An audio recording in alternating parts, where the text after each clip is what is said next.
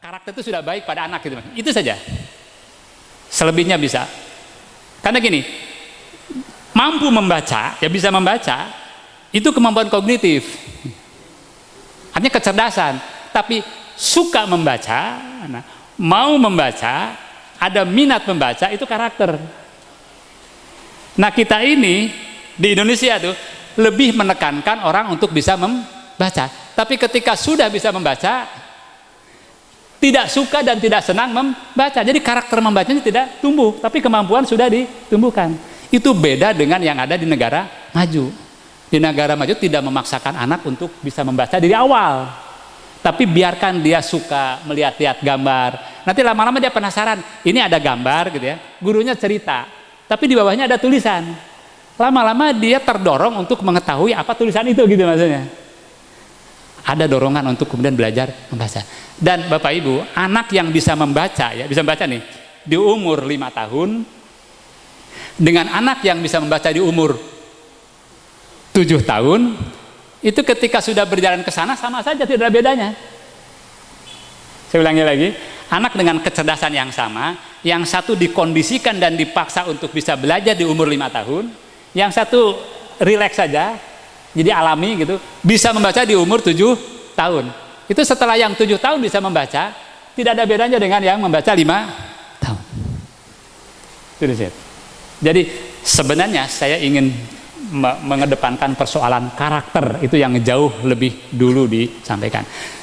Visi dari lembaga ini sudah bagus menurut saya. Pertama cerdas, yang kedua santun. Cuma santun itu kan salah satu karakter. Nah artinya saya mohon di dalam santun itu kemudian harus dijabarkan lebih banyak karakter-karakter yang ingin dicapai. Jadi Bapak Ibu sekalian, pendidikan itu menjadi media yang penting. Saya dulu waktu kecil masih ingat, saya tinggal di kampung. Saya pernah pernah duduk termenung gitu ya di bawah pohon pisang. Waktu kecil itu saya masih ingat itu. Waktu itu pikiran saya begini, saya hidup di kampung ini gitu kan. Terus apakah akan selamanya tinggal di kampung? Terus kalau tinggal di kampung terus saya mau menjadi apa gitu kan? Mau mengerjakan apa gitu. Karena saya lihat di sekitar itu ya, pertama jadi pemetik teh. Nah, daerah saya itu di daerah pegunungan, di kaki Gunung Tangkuban Perahu, dekat dengan Ciater. Itu perkebunan teh. Saya menyaksikan orang itu memetik teh. Yang kedua jadi mandor. Yang ketiga petani. Kemudian ada tukang nyabit rumput. Kemudian beternak kambing. Itu bukan tidak baik, semuanya baik. Karena kan yang paling penting itu kan sebenarnya tadi kemanfaatan. Cuma kan saya mikir, apakah juga akan mengerjakan pekerjaan itu gitu dan tinggal di sini gitu.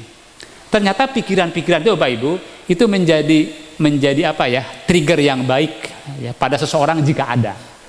Maka dengan berpikir begitu, refleksi, saya akhirnya SMP ke kecamatan. Sama seperti Pak Yunus. Ada di Kroyo Lor, SMP-nya ke Kemiri, ke Kutoarjo 7 kilo, saya 5 kilo dari kampung ke kecamatan itu. Begitu SMA, saya tidak ke SMA, saya masuk ke SPG. Mungkin di antara Bapak Ibu yang senior sangat familiar kenal dengan SPG. Kalau yang muda-muda mungkin nggak begitu kenal. Apa SPG itu? Sales Promotion Girl.